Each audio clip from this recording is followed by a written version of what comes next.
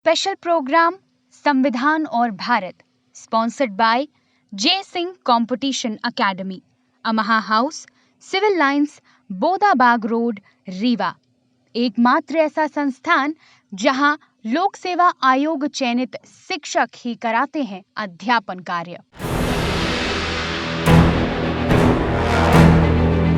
नमस्कार, विद्या टाइम्स में मैं विवेक आपका स्वागत करता हूं। संविधान और भारत के एक नए भाग को लेकर आपके साथ आज हाजिर हुए हैं।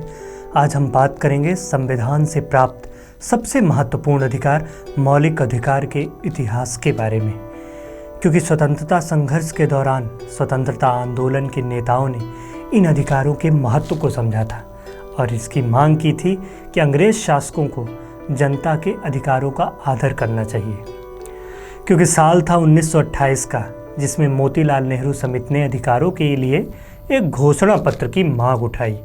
यह स्वाभाविक था कि स्वतंत्रता के बाद संविधान के निर्माण में संविधान के अधिकारों का समावेश करने और उन्हें सुरक्षित करने पर सभी की राय एक थी। संविधान में उन अधिकारों को सूचीबद्ध किया गया जिन्हें सुरक्षा देनी थी और उन्हें ही मौलिक अधिकारों की संज्ञा दी गई, जिसे संयुक्त राज्य अमेरिका के संविधान से लिया गया और संविधान के भाग 3 में अनुच्छेद 12 से लेकर 35 तक इसका वर्णन किया गया। क्योंकि जैसा कि नाम से ही स्पष्ट हो जाता है कि मौलिक अधिकार यह अत्यंत महत्वपूर्ण भी हो जाते हैं और इसलिए इन्हें संविधान में सूचीबद्ध किया गया। इसकी सुरक्षा के लिए विशेष प्रावधान बनाए गए। यह इतने आवश्यक है कि संविधान स्वयं यह सुनिश्चित करता है कि सरकार भी इनका उल्लंघन ना कर सके। मौलिक अधिकार हमारे अन्य संविधान में प्राप्त अधिकारों से थोड़ा सा भिन्न भी हैं।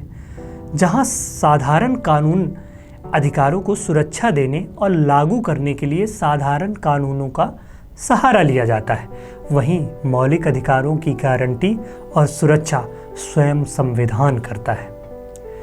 सामान्य अधिकारों को संसद कानून बनाकर परिवर्तित कर देती है, लेकिन मौलिक अधिकारों में परिवर्तन के लिए संविधान के अनुच्छेद 368 के तहत संविधान संशोधन करना आवश्यक होता है। इसके अलावा सरकार का कोई भी अंग मौलिक अधिकार के विरुद्ध कार्य नहीं कर सकता।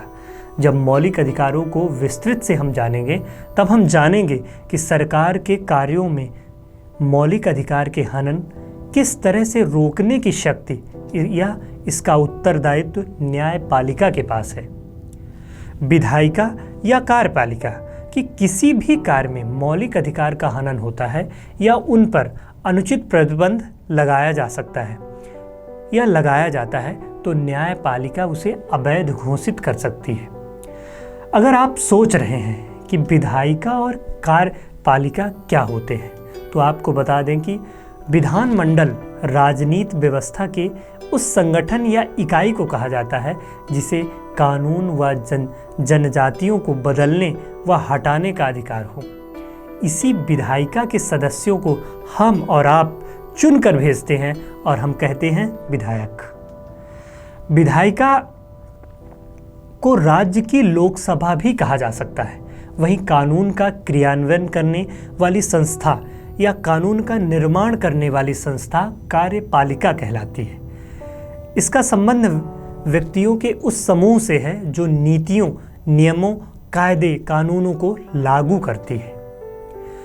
तो मौलिक अधिकार निरंकुश या असीमित अधिकार नहीं है। सरकार मौलिक अधिकारों से प्रयोग से औचित्यपूर्ण प्रतिबंध लगा सकती है।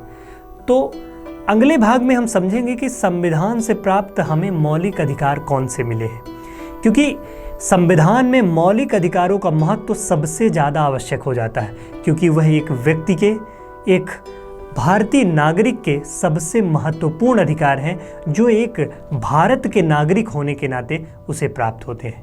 तो मिलते हैं अगले एपिसोड में संविधान में प्राप्त मौलिक अधिकारों के साथ। तब तक के लिए बहुत बहुत धन्यवाद। स्पेशल प्रोग्राम संविधान और Bharat sponsored by J Singh competition academy, Amha house, civil lines, Bodabag road, Rewa. एकमात्र ऐसा संस्थान जहां लोक सेवा आयोग चयनित शिक्षक ही कराते हैं अध्यापन कार्य।